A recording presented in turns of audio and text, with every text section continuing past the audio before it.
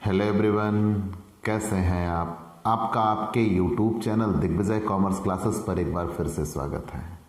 आज हम आपके लिए एक ऐसा टॉपिक लेके आ रहे हैं जो हमारा ही नहीं, हमारे पूरे देश की सबसे बड़ी समस्या बन चला है। हमारी ये आदतों में शुमार हो चुका है और हमारा पूरा देश इसका शिकार हुआ पड़ा है। काला धन, ये हमारे देश के लिए एक सबसे बड़ा दीमक है, ब्लैक मनी। मैंने इस शब्द को दीमक इसलिए कहा, ये हमारी अर्थव्यवस्था को खोखला करता है। अगर हमारे देश की ब्लैक मनी जितनी है वो भारत देश में आ जाए तो भारत दुनिया की 4 सबसे बड़ी अर्थव्यवस्था में टॉप पे होगा। मतलब ये कड़वा सच है कि भारत देश में ब्लैक मनी की बहुत अधिकता रही है। कितना रहा है इस बात का सिर्फ अनुमान लगाया गया है, लेकिन फिर भी उन अनुमानों से ये जरूर जाहिर होता है कि भारत में कालाधन बहुत अधिक रहा है। हमारा आज का ये जो टॉपिक बेस्ड है ब्लैक मनी पर ही है कि ब्लैक मनी होती क्या है, ब्लैक मनी होती कैसे है और ब्लैक मनी रोकने के लिए या ब्लैक मनी बाहर लाने के लिए सरकार क्या उपाय करती है। तो आज की ये क्लास आपके लिए बहुत ही इंटरेस्टिंग और ज्ञानदायक क्लास होने जा रही है। और सबसे बड़ी बात, ये बीकॉम के कंपलसरी सब्जेक्ट बिजनेस एनवायरनमेंट का एक सबसे इम्पॉर्टेंट टॉपिक भी है। मतलब ये आपको जानना ज़रूरी है वो तो ठीक है, दूसरी साथ साथ ये आपके एग्ज़ाम प्रिपरेशन के लिए भी सबसे इम्पॉर्टेंट टॉपिक है। तो प्यारे दोस्तों, ऐसा तो इम्पॉसिबल है कि ब्लैक मनी से क्वेश्चन ना आए। 5 क्वेश्चन लिख के रख लीजिए, इससे आएगा 5 नंबर। तो आज की आपकी ये क्लास आपको पूरे 5 नंबर दिलाएगी। तो प्यारे दोस्तों, अगर आप हमसे नए जुड़े हैं तो सबसे पहले हमारे इस YouTube channel Digvijay commerce classes को सब्सक्राइब करिए, शेयर करिए, बेल आइकन दबाइए ताकि आपको हमारे लेटेस्ट वीडियोस के अपडेट मिल सकें। आप हमसे जुड़े हैं तो आप अपनी पढ़ाई को एक प्रॉपर वे में, एक सिस्टमेटिक ढंग से पूरा कर सकते हैं। अगर आप बीकॉम के या एमकॉम के छात्र हैं तो आपके जितने भी सब्जेक्ट हैं, चाहे वो थ्योरेटिकल सब्जेक्ट हो या न्यूमेरिकल, उनकी स्पेशल कोचिंग क्लासेस यहाँ इस YouTube channel Digvijay commerce classes पर आपको अवेलेबल मिलेगी। तो प्यारे दोस्तों, आप हमसे जुड़कर अपनी पढ़ाई का वो अंदाज पाते हैं जो आप क्लासरूम पढ़ाई या ऑफलाइन पढ़ाई में ढूंढते हैं। आप हमसे जुड़िए। हमसे जुड़कर अगर आप अपनी एग्ज़ाम प्रिपरेशन अच्छी जानकारी के साथ करना चाहते हैं तो आप हमसे पेड क्लास ले सकते हैं। पेड क्लास पाने के लिए हमारे व्हाट्सएप नंबर पर व्हाट्सएप करिए या मैसेज करिए। आपको पेड क्लास की पूरी जानकारी दे दी जाएगी, जिसमें बहुत थोड़े से शुल्क का भुगतान करके आप हमसे एक रेगुलर क्लास पाएंगे, PDF मिलेगा, डाउट सेशन रखा जाएगा, क्वेश्चन पेपर सॉल्व कराए जाएंगे। तो ये सब कुछ पाने के लिए आप हमसे पेड क्लास ले सकते हैं। आज का हमारा टॉपिक है पैरेलल इकोनॉमी, समानांतर अर्थव्यवस्था। पैरेलल इकोनॉमी शब्द तो थोड़ा आपके लिए टफ जान पड़ता होगा, भाई सुना भी होगा पैरेलल शब्द, समानांतर मतलब साथ चलने वाला, आप ऐसा कह सकते हो। लेकिन हो सकता है आप इस शब्दावली से परिचित हों, अर्थ से परिचित ना हो, लेकिन इस बात की तो मैं गारंटी दे सकता हूं, समानांतर अर्थव्यवस्था का जो आधार है, मतलब पैरेलल इकोनॉमी होती है किसके सहारे होती है, तो पैरेलल इकोनॉमी का जो आधार है वो आधार तो सबने जाना है, और पैरेलल इकोनॉमी का आधार होता है काला धन। तो हमें इस पाठ को समझने के लिए काला धन पढ़ना होगा। सही मायने में यह है कि नाम जरूर इस पाठ का समानांतर अर्थव्यवस्था है, लेकिन इस पूरे लेसन में हमें पढ़ना सिर्फ और सिर्फ काला धन है। ठीक, क्योंकि पैरेलल इकोनॉमी का आधार स्तंभ क्या है, काला धन। तो पहले हम जान लेते हैं पैरेलल इकोनॉमी कहते किसे हैं। समानांतर अर्थव्यवस्था। हमारे यहां देखते हैं बेसिकली दो अर्थव्यवस्था चलती है। एक अर्थव्यवस्था तो वो जो लिखित है, लेखांकित है और जिसका रिकॉर्ड मौजूद है, अर्थात जिस पे कर का भुगतान किया जाता है। ठीक, हमने ये कहा हमारे यहाँ कितनी अर्थव्यवस्था चलती हैं? दो। एक अर्थव्यवस्था ऐसी है जो लिखित है, लेखांकित है और जिसका रिकॉर्ड मौजूद है और जिस पे उचित कर का भुगतान किया जाता है, तो वो अर्थव्यवस्था आप समानांतर अर्थव्यवस्था नहीं, उसे वैध अर्थव्यवस्था कहते हैं। लेकिन एक अर्थव्यवस्था ऐसी भी होती है जो अलिखित है, अलेखांकित है, जिसका कोई रिकॉर्ड मौजूद नहीं है, लेकिन वो हमारी अर्थव्यवस्था जो वैध अर्थव्यवस्था है उसके साथों साथ चल रही है, तो उसी अर्थव्यवस्था को ही समानांतर अर्थव्यवस्था कहते हैं। ठीक, उसी अर्थव्यवस्था को ही समानांतर अर्थव्यवस्था कहा जाता है। हमने कहा ये कि अगर आपसे कोई कहे कि समानांतर अर्थव्यवस्था किसे कहते हैं, तो तुरंत आप बताएंगे अस्वीकृत, ठीक है, जो एक्सेप्टेड नहीं है। अस्वीकृत और अलेखांकित अर्थव्यवस्था ही समानांतर अर्थव्यवस्था कहलाती है। और इसे समानांतर इसलिए कहते हैं क्योंकि ये हमारी लिखित अर्थव्यवस्था के साथ साथ चलती है। और इसे स्पष्ट रूप से समझने के लिए हमें काला धन समझना होगा, क्योंकि समानांतर अर्थव्यवस्था का आधार स्तंभ ही काला धन होता है। क्लियर? तो हमने आपसे क्या बताया कि हमारे यहां दो तरीके की अर्थव्यवस्था चलती है। एक अर्थव्यवस्था ऐसी जो पूरी तरह से स्वीकृत है, स्वीकार है, लिखित है और जिसका लेखा मौजूद है और जिसके ऊपर उचित कर का भुगतान किया जाता है, वो हम पूरी तरह से वैध अर्थव्यवस्था कहते हैं। लेकिन उसके साथ साथ एक अर्थव्यवस्था ऐसी भी चलती है जो अलिखित है, अस्वीकृत है, अलेखांकित है और उस पर कर का भुगतान नहीं किया जाता, तो उसे ही हम समानांतर अर्थव्यवस्था या अवैध अर्थव्यवस्था भी कहते हैं। लेकिन समानांतर अर्थव्यवस्था को बहुत गहराई से समझने के लिए हमें जानना होगा काला धन, ब्लैक मनी। तो बेटा काला शब्द नाम ही है ना, दाग लगा या बुराई युक्त, ये भी एक नंबर में आ चुका है। काले शब्द से अभिप्राय किससे होता है? दाग लगा या बुराई युक्त। मतलब ये ऐसा धन जो पूरी तरह से साफ नहीं है, मतलब जिस धन पे बुराई का धब्बा लगा हुआ है उसे ही काला धन कहते हैं। ठीक, हमने क्या कहा? ऐसा धन जो पूरी तरह से, जिस पर बुराई का धब्बा लगा हुआ है, उसे काला धन कहते हैं। ठीक, चलिए ये हमने जान लिया। लेकिन काला धन बेसिकली ये होता है कि काले धन से या से उस धन से लगाया जाता है जिस पर कर का भुगतान नहीं किया जाता। दूसरा, जो कानून के प्रावधानों का उल्लंघन करके कमाया गया हो। मतलब अगर इस परिभाषा के मद्देनजर हम आगे बढ़ें तो काला धन मुख्यतः दो तरीकों से आ जाता है। एक तो ऐसा जो पूरी तरह से गलत तरीके से कमाया गया हो, उसे भी हम काला धन कहते हैं।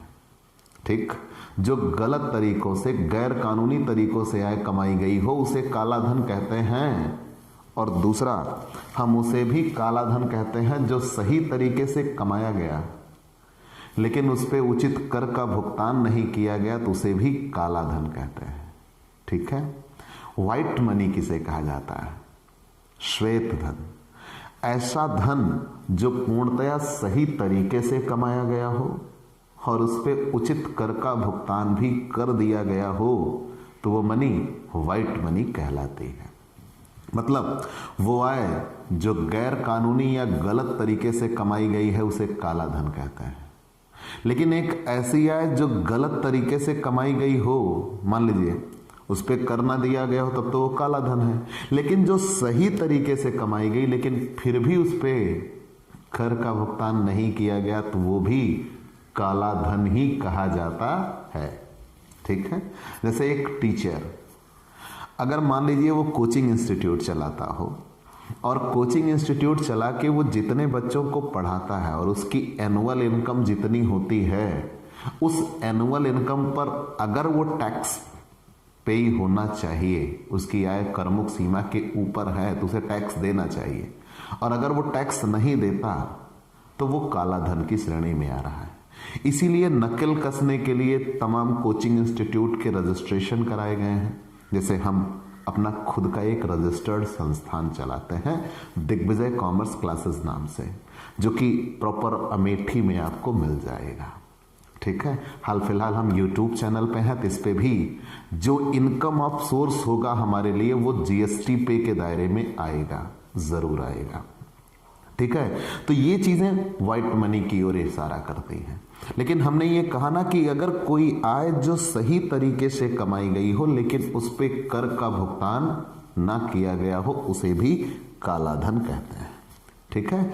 और जो सही तरीके से कमाया गया और उस पर कर का भुगतान कर दिया गया उसे व्हाइट मनी कहते हैं या श्वेत अर्थव्यवस्था कहा जाता है। तो आपने पूरी तरीके से जान लिया।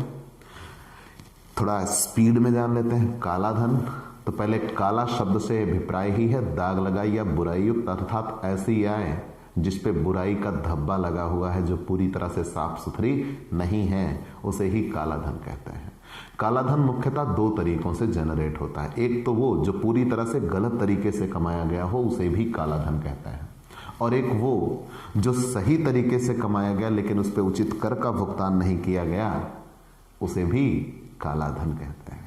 चलिए, ये हमने जान लिया। और ऐसी आय जिसका लेखा जोखा राष्ट्रीय आय में होता है, जो लिखित है, ध्यान देना, ऐसी आय जिसका लेखा जोखा राष्ट्रीय आय में होता है और जो लिखित है, लेखांकित है, उसे वैध अर्थव्यवस्था कहते हैं। और ऐसी आय जिसका लेखा जोखा मौजूद नहीं है और जो राष्ट्रीय आय में हमारी शामिल नहीं है, उसे ब्लैक मनी कहा जाता है। क्लियर? तो आपकी किताब में एक डेफिनेशन दी गई है, वह धन संपत्ति व आय जिसे प्राप्त किया गया या कमाया गया या जिस पर स्वामित्व है तथा देश की वैध कर प्रणाली से बच गया है और उस पर कोई कर नहीं दिया गया है, तो ऐसी धन संपत्ति व आय के क्षेत्र को काली अर्थव्यवस्था या अवैध अर्थव्यवस्था कहते हैं। लेकिन जब यह अर्थव्यवस्था जब यह वैध अर्थव्यवस्था के साथ साथ चलती है तो इसे समानांतर अर्थव्यवस्था कहते हैं। ठीक है। तो यहां साफ तौर पर इन्होंने ये कहा कि ऐसी अर्थव्यवस्था जो लिखित लेखांकित नहीं है और जिस पर हमारे देश के कर प्रावधान के अंतर्गत कर नहीं लगा है और जो कर से बच गया है, तो वो अवैध अर्थव्यवस्था कहलाती है। लेकिन जब वो हमारी वैध अर्थव्यवस्था के साथ मिल जाती है, उसके साथ चलती है, तब उसे ही क्या कहा जाता है? समानांतर अर्थव्यवस्था कहा जाता है, पैरेलल इकोनॉमी कहते हैं। इसके कई नाम हैं, पैरेलल इकोनॉमी के कई नाम हैं। नाम क्या क्या दिए गए हैं? समानांतर अर्थव्यवस्था को काली अर्थव्यवस्था, लेखा जोखा रहित अर्थव्यवस्था, गैर कानूनी अर्थव्यवस्था, भूमिगत अर्थव्यवस्था। भूमिगत अर्थव्यवस्था तो रेगनेकर ने इसे कहा था, यह पेपर में आ सकता है। भूमिगत अर्थव्यवस्था नाम किसने दिया था? रेगनेकर ने नाम दिया था। और उसके साथ साथ अस्वीकृत अर्थव्यवस्था भी कहा जाता है, अनएक्सेप्टेड। ठीक है, अनएक्सेप्टेड या अनसैंक्शनड कह लीजिए, वो ज्यादा बेहतर होगा। तो हमने क्या कहा कि समानांतर अर्थव्यवस्था को काली अर्थव्यवस्था, लेखा जोखा रहित अर्थव्यवस्था, गैर कानूनी अर्थव्यवस्था, भूमिगत अर्थव्यवस्था या अस्वीकृत अर्थव्यवस्था भी कहा जाता है। ठीक है। चलिए, ये इतना तो हमने जान लिया। लेकिन मैंने अभी आपसे ये कहा कि काले धन या कह लीजिए समानांतर अर्थव्यवस्था को भूमिगत अर्थव्यवस्था नाम किसने दिया था? रेगनेकर ने नाम दिया था। चलिए, ये तो हमने जान लिया। तो वैध या नियमित तथा समानांतर अर्थव्यवस्थाएं दो समानांतर रेखाओं की तरह एक दूसरे के विपरीत उद्देश्यों से प्रेरित होती हैं। क्यों? जो हमारी वैध अर्थव्यवस्था होगी वो पूरी तरह से उचित, कानूनी और कानूनी प्रावधानों के अनुसार होगी और उस पर कर का भुगतान किया जाएगा जो देश हित में होती है। और जो समानांतर अर्थव्यवस्था या जो हम काला धन जिसे कह रहे हैं वो पूरी तरह से गैर कानूनी और अनैतिक होगी और ये पूरी तरह से देश के खिलाफ होगी।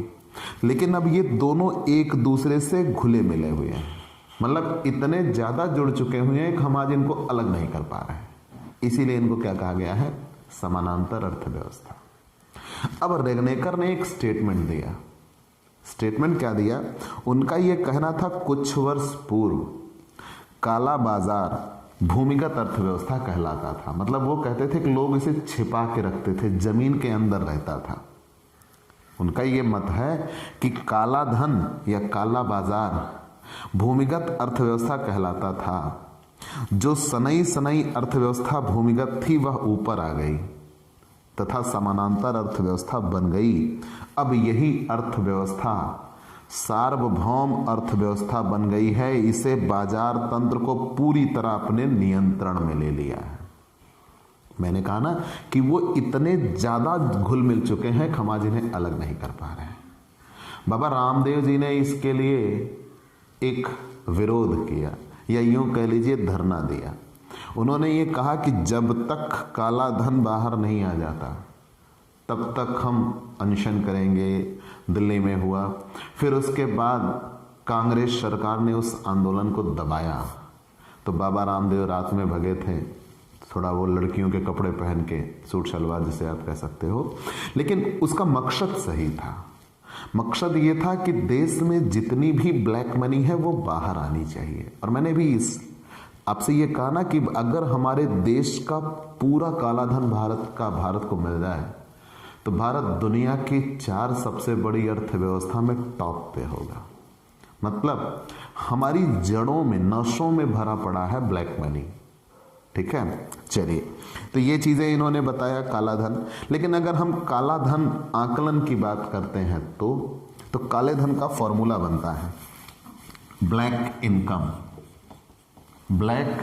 BI, black income for total taxable income, TTI, total taxable income minus total actual tax. ठीक है ना?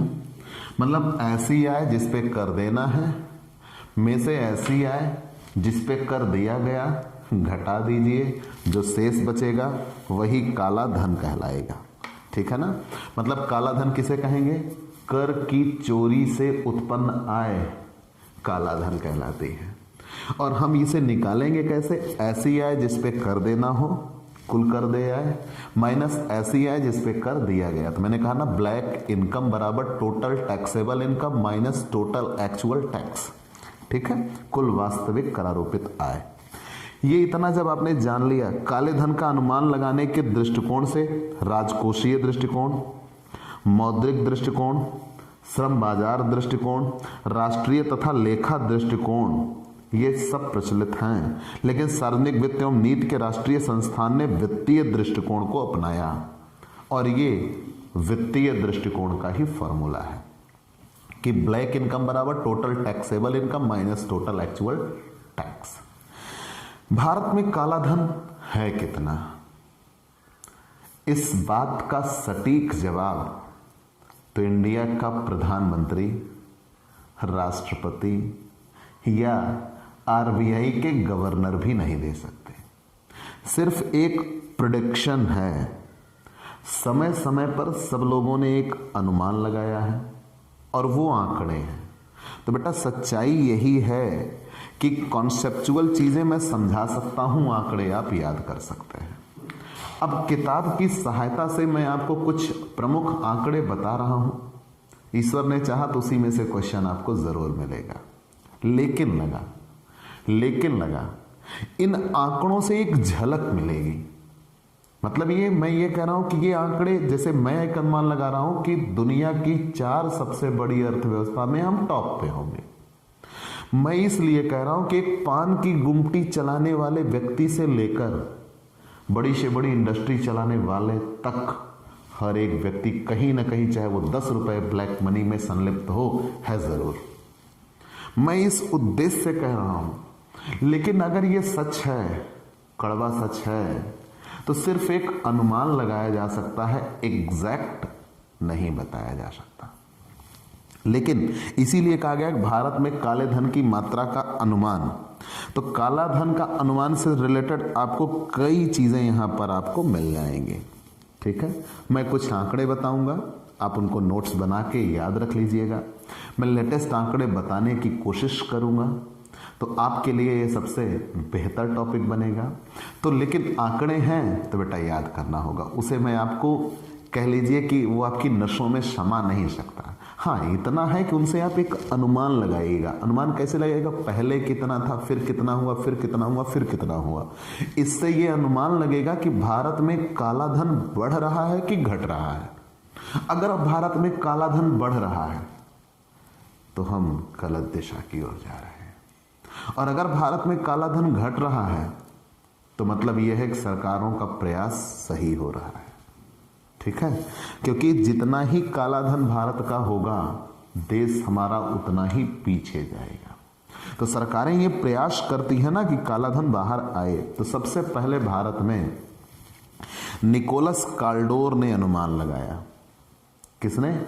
निकोलस काल्डोर ने अनुमान लगाया। भारत में सर्वप्रथम काले धन का अनुमान प्रसिद्ध अर्थशास्त्री निकोलस काल्डोर ने लगाया, जिनके अनुसार 1953-54 में 600 करोड़ का काले धन का अनुमान लगाया गया।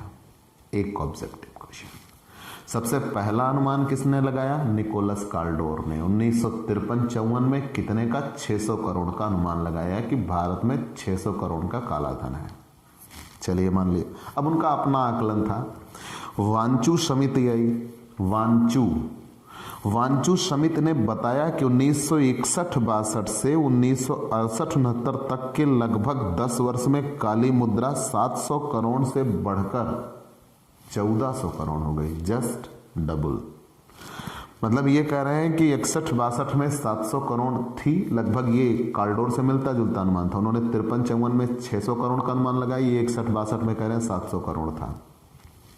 लेकिन 68-69 में मतलब 10 वर्षों में मिलकर ये कितने करोड़ हो गई? 1400 करोड़ हो गई। और समिति के एक सदस्य स्वर्गीय डी ले रंगनेकर ने असहमत नोट में कहा था कि 1965-66 में 2340 करोड़ से बढ़कर 1969-70 में 3080 करोड़ हो गई। मतलब इसमें ही दो फाड़ था। वांचू समिति पूरा यह कह रही है कि नहीं, केवल ये 1400 करोड़ तक पहुंच गए थे, और वहीं के डी ले रंगनेकर ने कहा था 3080 करोड़ पहुंच गए। और उसी विधि के अनुसार रंगनेकर द्वारा समानांतर अर्थव्यवस्था के आकार का अनुमान 1973-74 में 5900 करोड़ और 1980-81 के लिए 18241 करोड़ माना गया। मतलब जो निकोलस काल्डोर ने 600 करोड़ से शुरुआत की थी 1953-54 में, 1980-81 में 18241 करोड़ पे हम पहुंच चले थे। रंगनेकर, ठीक है ना, रंगनेकर जी के अनुमान के अनुसार। चलिए मान लिया। फिर हम सार्वजनिक वित्त नीति पर राष्ट्रीय संस्थान के अनुमान।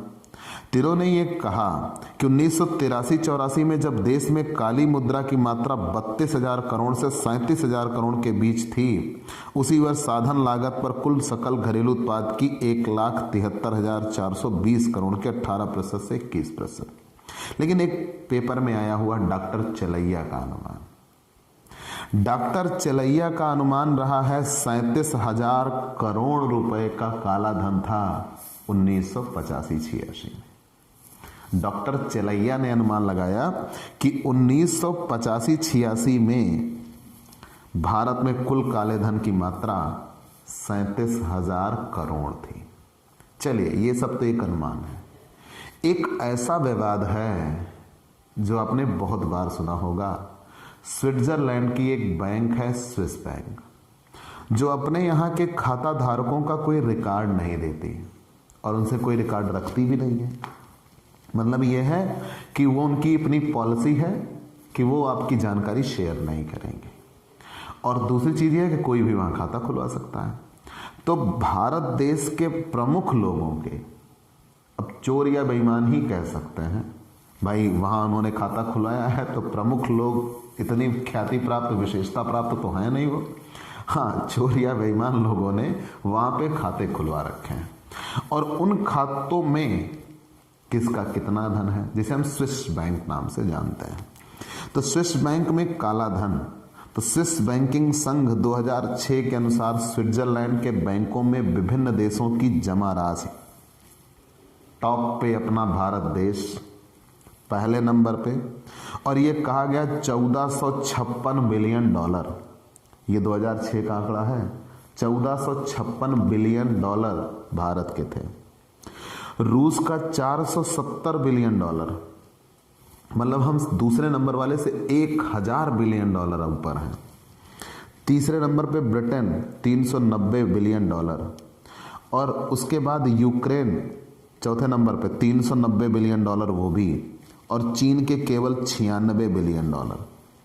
इससे स्पष्ट होता है कि भारत की स्विस बैंक में जमा राशि अन्य चारों देश के योग से भी ज्यादा है, और भारत 1.4 ट्रिलियन स्विस बैंक में जमा राशि भारत के विदेशी ऋण से 13 गुना अधिक है।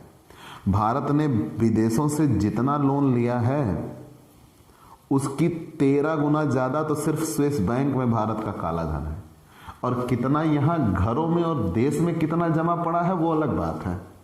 केवल एक बैंक की बात की गई। स्विस बैंक में इतनी ब्लैक मनी है कि अगर वो आ जाए तो भारत ने जितना विदेशों से लोन लिया है उसके 13 गुना ज्यादा पैसा ब्लैक मनी के तौर पर वहां रखा हुआ है। फिर ऐसे ही आप अनुमान लगाते चले आए। भारत में काले धन की मात्रा न केवल निरपेक्ष रूप से बढ़ रही है बल्कि जीएनपी के प्रतिशत के रूप में भी वृद्धि हो रही है। Parliament standing committee on finance and black money के अनुसार 1994-95 में काला धन हमारी जीडीपी का 130% था। मतलब हमारी जितनी जीडीपी उसके बराबर या उससे भी 30% ज्यादा, 130% काला धन था। जीएनपी के विकास की दर से काले धन के सृजन की दर अधिक तेज रही है। ये सारे आंकड़े हैं, लेकिन वर्ष 2011-12 के वित्तीय बजट में वित्त मंत्री ने बताया कि भारत की अर्थव्यवस्था में काले धन का हिस्सा 24% है। मतलब भारत की जो इकोनॉमी है, अगर उसमें हम ब्लैक मनी को आंकें तो ब्लैक मनी 24% हमारी अर्थव्यवस्था में है। भारत में 2014 में नई सरकार के गठन के बाद नरेंद्र मोदी जी जब से आए हैं, काले धन पर सख्त कार्रवाई की अपेक्षा में स्विस बैंकों में जमा भारतीय धन लगभग 10% घटा है।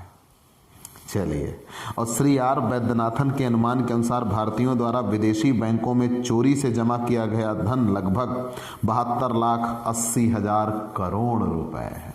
चलिए, ये सारी चीजें हमने अनुमान के तौर पर जान लिया। काला धन होगा क्यों? काले धन का स्रोत क्या है? काला धन बना क्यों? तो ये जानिएगा, वास्तविक जायदाद के जो लेन देन होते हैं वहां काला धन बनता है। तस्कर व्यापार, निर्माण व्यापार, व्यवसाय, बड़े पैमाने पर पुनर्निर्माण, फुटकर व्यापार, कहीं भी काले धन का सृजन हो सकता है। तो हमने ये कहा जो आए गलत राजनीतिक दलों के चुनाव तथा चंदे, फिल्म उद्योग, यहाँ सब बहुत बड़े ठेके पर कमीशन, लाइसेंस की परमिट आदि ऐसी चीजें हैं कि ब्लैक मनी हर जगह नस नस में घुसी पड़ी है। चलिए, मान लिया। लेकिन अगर हम सबसे शुरुआत इसकी जानना चाहें, हमारे देश की 26% से ज्यादा जनसंख्या गरीबी रेखा के नीचे जीवन यापन कर रही है। लेकिन और इसके लिए वो कुछ प्रमुख लोग जिम्मेदार हैं जिन्होंने काले धन का सृजन कर रखा है। अगर हम काले धन का सटीक आकलन करना चाहें कि काला धन बना क्यों, भाई देखिएगा, ये क्लास आंकड़ों पर आधारित हो गई। अब हम आंकड़ों से बाहर निकलेंगे, कॉन्सेप्ट पर चलेंगे कि आखिर ये काला धन बना क्यों। तो सबसे पहले जब दूसरा विश्व युद्ध हुआ था तो दूसरे विश्व युद्ध में कमी हुई, मतलब खाद्य पदार्थ या अन्य चीजों की कमियां देखी गई। तो जब औद्योगिक माल की आपूर्ति वगैरह रुकी तो कुछ लोगों ने क्या किया, उसकी कृत्रिम कमी दिखा दी। फिर बाद में उसको बड़े दामों पर बेचा। जब बड़े दामों पर बेचा गया तब वहीं से काले धन का सृजन माना जाता है। वस्तुतः काले धन का उदय द्वितीय विश्व युद्ध की अवधि में हुआ, जबकि पश्चिमी देशों से आने वाले औद्योगिक माल की पूर्ति बंद करने के कारण बहुत से उत्पादों की अत्यधिक कमी हो गई थी। फलतः भारतीय व्यापारियों ने चोर बाजारी के द्वारा बहुत लाभ कमाया। और यही नहीं, जब युद्ध के व्ययों को पूरा करने के लिए ब्रिटिश सरकार ने भारी कर रोपण किया तो उद्योगपतियों ने करों से बचने के लिए अपनी वास्तविक आय को कम दिखाना या गुप्त रखना शुरू कर दिया था। तो मतलब काले धन का उदय कब से माना जाता है? द्वितीय विश्व युद्ध के बाद, कि जब दूसरा विश्व युद्ध हुआ तो वहां पे जब उधर से सामान आ रहे थे वो आ नहीं पाए, तो यहाँ के जो व्यापारी लोग थे उन्होंने ज्यादा दामों पर सामान बेचना शुरू किया, तो काला धन बना। और ब्रिटिश सरकार द्वारा जब हम पे कर आदि लगाया गया तो यहाँ के लोगों ने अपनी आय को छिपाया और छिपा के उस पर काला धन का सृजन हुआ। तो सही बात तो यह है कि काले धन का सृजन द्वितीय विश्व युद्ध के बाद माना जाता है। कर की ऊंची दरें, हमारे यहाँ जो इनकम टैक्स रेट है वो 10%, 20%, 30% का पॉपुलर टैक्स रेट है। मतलब आप ये सोचते हो कि 1 करोड़ रुपया किसी ने कमाया, ये आपको दिग्विजय कॉमर्स क्लासेस पर मिल जाएगा कि अगर 1 करोड़ रुपया किसी ने कमाया तो वो 1 करोड़ रुपया कमाने के बाद क्या वास्तव में उसको 1 करोड़ मिलते हैं? जैसे मान लीजिए आप कौन बनेगा करोड़पति में 1 करोड़ जीते, तो क्या वास्तव में आपको 1 करोड़ मिलेगा? नहीं, आपको 69 लाख के आसपास मिलता है। मतलब 1 करोड़ में से 30 लाख के आसपास सरकार ले जाएगी। अगर आप रात दिन मेहनत करके 10 लाख रुपया कमाते हो या 11 लाख कमाते हो, वो व्यक्ति जो भिखारी को 1 रुपये भीख न देता, उस व्यक्ति ने साल के अंत में 1.5 लाख रुपए सरकार को टैक्स के रूप में दे देना है। अगर आप 50 लाख रुपए कमाते हो तो 50 लाख रुपए में से 10 लाख के आसपास तो सरकार कर के रूप में ले जाएगी या ज्यादा। तो मतलब ये एक बहुत बड़ा अमाउंट होता है। तो हमारे यहाँ इनकम टैक्स की जो दर है वो काफी ज्यादा है। कई देश तो ऐसे हैं जैसे सऊदी अरब, वहां किसी भी प्रकार का कोई टैक्स नहीं है, वहां जुर्माने चलते हैं। आप गलती करोगे तो आपसे जुर्माना लिया जाएगा और जुर्माना बहुत तगड़ा लिया जाएगा। लेकिन यहाँ क्या है, 1861 में पहली बार जेम्स विल्सन द्वारा इनकम टैक्स लगाया गया और आज तक सरकारें इनकम टैक्स का मुंह छोड़ नहीं पाई। मतलब वो उनके लिए आय का एक ऐसा जरिया बन गया है जो निश्चित ही होगा। भाई सारे अमीर लोग तो मर नहीं जाएंगे, और अगर मर भी जाते हैं तो ये सीमा को घटा देंगे। तो याद रखिए, हमारे यहाँ आयकर की जो दरें हैं वो बहुत ज़्यादा ऊंची हैं और उसकी वजह से लोग यहाँ कर की चोरी करने का प्रयास करते हैं। दूसरा, सार्वजनिक व्ययों का दुरुपयोग होता है। हमारे यहाँ सरकार के द्वारा जो व्यय होता है, राजीव गांधी ने वैश्विक मंच पर कहा था कि मैं अगर 1 रुपया भेजता हूं तो बीच में 90 पैसा या 85 पैसा दलाल खा जाते हैं, मद पर वास्तव में केवल 10 पैसा या 15 पैसा पहुंचता है। मतलब अगर उन्होंने 1 करोड़ रुपया भेजा तो 85 लाख से 90 लाख तो बिचौलिए खा जाएंगे और वास्तव में सिर्फ और सिर्फ कितने रुपए लगेंगे? 15 लाख रुपए पहुंचेंगे। तब ये उस समय भ्रष्टाचार का एक आकलन था और एक प्रधानमंत्री ये बात कहता था तो आप रोक क्यों नहीं पाए? गलती थी। इसीलिए डायरेक्ट बेनिफिट सिस्टम अपनाया है नरेंद्र मोदी ने। किसी भी व्यक्ति का डायरेक्ट खाता बैंक में होगा तो लेन देन सीधा उससे होगा, बिचौलिया मारा जाएगा।